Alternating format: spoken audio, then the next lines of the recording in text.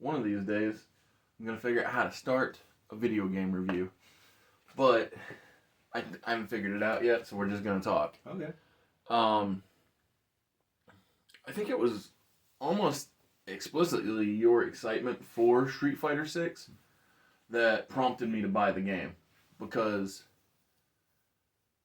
I'll be honest, there ain't nobody else I play with. Just you and the computer. Mm-hmm. It's weird. So when the game first released, I couldn't buy it. I couldn't find it at the Best Buy or the Walmart. I live across the street from both. And so I ordered it from Amazon, and it was on my front step the next morning, which was very cool. Yeah, they had the overnight whatever option, I guess. Yeah, I mean, actually, the same thing kind of happened to me. Really? I went to EB Games. No, GameStop. Sorry, GameStop at Polaris. Okay. They didn't have it. Then I went to the Walmart. They didn't have it. Mm-hmm. And then I went to Best Buy. They didn't have it. Right. And only Target had only one copy. That's what's up. At least, yeah. So I just got tired of looking after two stores. So I said, "Internet, here we come." Yep. And basically, I'm just very complimentary toward the idea that that's an option. Like, I can remember in, days of future past where you'd order something, it would take, weeks and weeks. And heck, some things even still to this day will, have a significant waiting period. Mm-hmm. But the beauty of Amazon's, I don't even know what you'd call it, their ability to know you better than you know yourself. They're like, oh, I already knew you were going to get that. I'm ready to walk it up to your door before you even press buy. Mm-hmm. And so I don't know, I just think that's fun. The way that the modern world works. And speaking of modern, that was something I've very much taken advantage of throughout my time playing Street Fighter 6 is the new simplified modern controls. Because here's the thing, like, not only do I have a full-time job, which involves managing people and schedules and hours and headaches and all kinds of crap. Mm-hmm. But, 4 videos go out a week on this channel, and I'm also writing stories, so it's like, I don't really got all the time in the world to devote to video games, mm-hmm. and especially learning the intricacies of how to do a specific thing at any given time. And so, to me, it's very worthwhile. The ability to pick up and play, and also, so this isn't a Street Fighter thing, but just video games in general. If you ever give me the option to purchase or click a button to unlock everything, I'm gonna do it because I ain't got time to grind. And so I see this meme on a semi-regular of video games need an adult function where it's like, oh, I see that you haven't been online in 3 weeks. Let me remind you where you left off and how to do what you need to do. Like if you could just come with a built-in pause menu option of like, hey, dummy, I know you've been elsewhere. Here's what you've been. Here's what you missed. Or what you forgot, basically. Yeah. I think that would be super beneficial because, like, shooting the videos easy. Like if we live stream these, super simple. Just click live stream. But mm-hmm. I always do back end editing. Pop up graphics. Try and find things that tie in with stuff. Try and make it as visually engaging as possible. So again, these things take time.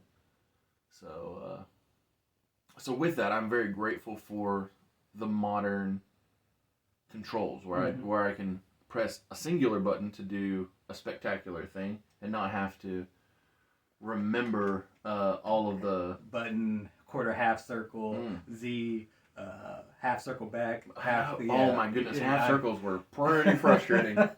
Because when Brandon was over playing, he was strongly encouraging the concept of classic controls because that's how he plays.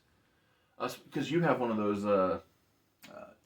Arcade stick. Arcade stick, yeah. So I had one on an old game called WWE All Stars. It came with the, like, it's one of the options, like you can buy the game by itself, or you can buy the game with the. I think I could swear it was called like a fight arcade fight pad or something. I don't know. They gave it some extra name. I'll figure it out and pop it up. But so I had one of those once, and I thought it was fun. The game really wasn't all that. It wasn't all that, but I thought the arcade style of play was intriguing. Mm-hmm. Had I had a better setup, I think I would have enjoyed it immensely. But basically, I had to play on the floor. Oh, okay. So it was like, this is alright-ish. Mm-hmm. But so one thing, and one of the real reasons why I wanted to do this review is the time that Brandon came over to play, we realized we both have the same game, but we don't play the same game at all. So I created the authentic Miracle, Dominic Canuho. I'm kidding. I named him Miracle because couldn't put his whole name on there, and I didn't make him blue, so I didn't call him Dom. Mm-hmm. But if you're here and you don't know that I, Oz from the channel Mr. Super Oz, wrote a 68-page graphic novel called Everlasting Survivors. Volume 1 is called All Day Long. Then, hey, that's why we're here. We got to let you know that if you click the link in the description of the video, it will take you to all of the fine products from me and Gamble Comics. There are 5 cover options for Volume 1, although cover A is sold out and will never be printed again, so technically there are 4 cover options. But you'll see the original cover A when you click the link. There are Everlasting Survivors shirts, there are Gamble Comics shirts, there are Everlasting Survivors hats, there are Gamble Comics hats, there are posters and all kinds of fun things. But yeah, like I was saying, we didn't play this game even similarly, let alone identically, because the first thing I did was I created an avatar character, a character you can play as throughout the story, what's it called? Oh, Battle Hub or the story. The story, yeah.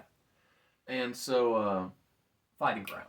Fighting Grounds, okay. Yeah. So I created the character, I started the story, and so they have a little tutorial where Luke walks you and another trainee through how to play or fight. And then you go into what I consider a very fun concept of just walking around the world. Mm-hmm. And it's called Street Fighter, so you're walking the streets and people just want to fight you. Yep, you go up to them, press triangle, and for PlayStation, and they're like, dun, dun, and then you... So the funny thing is, I never instigate a fight. Okay. I never instigate a fight. I walk around just chit-chatting, hey guys, what's up? And lo and behold, people always want to fight me. Oh, the guys in the boxes yeah. and stuff. Oh, yeah, my goodness. Yeah. And, so have you ever gotten on the subway? No, not yet. When you get on the subway, every passenger, every person who has a ticket, they gonna want to throw hands with you. So the whole trip, you get on the subway, it tracks how long it takes you to get from where you're at to where you're going. They ain't a person on there that don't want to fight you. Wow. I've died so many times. Okay. It's like, would you like to rise up or give up? And I always say rise up. I want to fight back, right? Right. But once you lose again, it kicks you out the subway. You start right back to the beginning. You gotta go down there. So it's both fun and mildly frustrating. So I was doing real good from level 1 to like level 13. Mm-hmm. The minute I hit like level 14, 15, I basically can't win. Okay, difficulty. Like, yeah, the difficulty just increased so significantly. Well, that and I took so much of a break from playing when I got to like 13, 14. Then when I got started playing again and got from 14 to like 15, 16, I was like, oh my goodness, it's like I forgot how to walk basically. Mm-hmm. Gotcha. And but the upside is the story is still fun. So like when I went to, I want to say Rio, but I don't think it's Rio. Who were you meeting? Well, so I have to fight Blanca. Okay. And so I want to say Rio de Janeiro because I just recently watched Fast 10, and they spend almost. Have you watched that movie? Mm-mm, they spend so much time in Fast 5.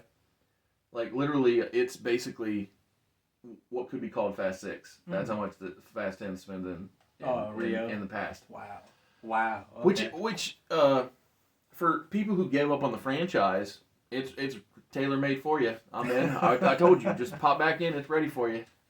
Give you that loving embrace. But and so anyway, I don't think it's Rio. I think it was some other place. It's definitely Brazil because that's where Blanca. Yeah. So resides. regardless whether it was Rio or some other place in Brazil, you go down there. He freaks out, looks all anime like, and then you're on the run from this anime looking Blanca, and then you meet a more composed Blanca, kind of like Beast from X-Men. Thank you. The intellectual Blanca, and he's like, "Oh, did you see the himself?" But he's talking about him like he's not him. He's like, "Oh, it's a rare sight." And so then he wants to spar with you, which is fine. But while you're there, you get to pick up these Blanca souvenirs to take back to Luke.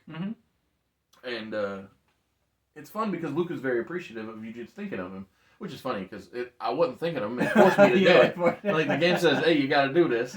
But I just think it's a fun idea that it sets you up to be a caring individual. Like you care about somebody who got you to where you're at in your profession. So hey, I'm down for that. I ain't got no issue with it. I don't know. Like I said, I've played far less in exhibition than I have in the story. I mean, the few exhibition fights I had were primarily against you, which was hilarious. That day was so great. So I win our first fight, and then Brandon never looks back and doesn't stop I don't stop losing. And so at one point, I just hand him a controller, and he looks at me all puzzled, like, "What are you doing?" And I'm like, "I can't take it anymore." I was like, I have reached my threshold. And I said, "Cool, I'll just play the story because I have it." Oh, exactly. And I thought, what did you think of your first experience walking around the town and checking it out? So I actually like it a lot. For what I played of it, and it's really interesting because they try to teach you the game in unique ways. For instance, like, have you been to the pizza creator thing? Pizza creator? No, I haven't. So if you look on the map, there's like a little emblem, and it's like a guy in a pizza truck or whatever. Yeah. And he's like, "Hey, you want to help me make pizzas?" And it's like, "Yeah, sure." So it will teach you how to do the directional. Oh, that's so fun. Things. That's fun. To do it. Well, so I went down to another country. I don't remember which one now. And DJ. Oh, it was Jamaica, I believe. But yeah, I go to Jamaica and DJ. He basically challenges me to a dance off, bro, like Star Lord and Ronan the Accuser. Okay. And the character just looks all puzzled until DJ's like, "All right, now let's fight, and you'll see why that I wanted you to dance with me."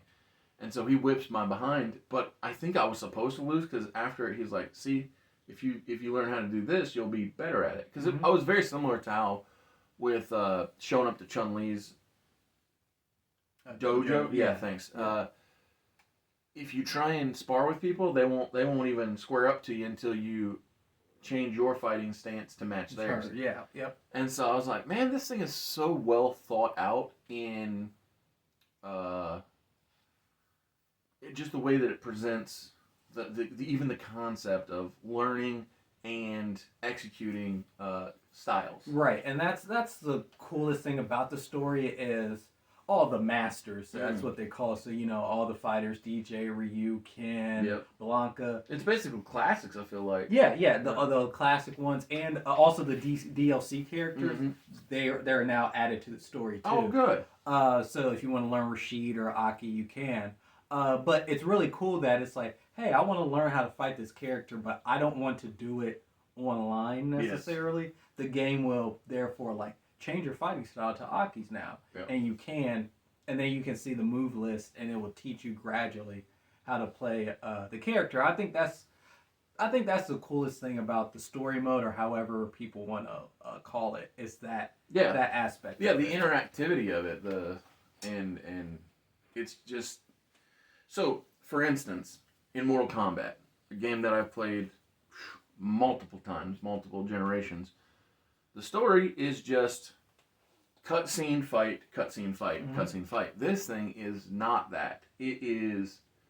So it's like A beat 'em up, kind of. a little bit, but I almost feel like it's a non-drivable GTA. Oh, okay. So in that world, you walk around. I mean, yes, you can steal cars, but talk to the ladies of the evening. Yes. You get what you get, and you do what you do. But in this case, no matter where you go, what you do, whether you lay your head down and sleep at night, or whatever, everything comes right back to what's most important, which is the fighting. Mm-hmm. And so I just think it's smart when it comes to the way that they treat this the game. Mm-hmm. Yeah. Although, Although, even though I think it's intelligent, I think it's almost too smart for me. okay. Like, as far as games go, this one to me requires you to become invested, more so than like a Tekken, which we've also played together, and Mortal Kombat.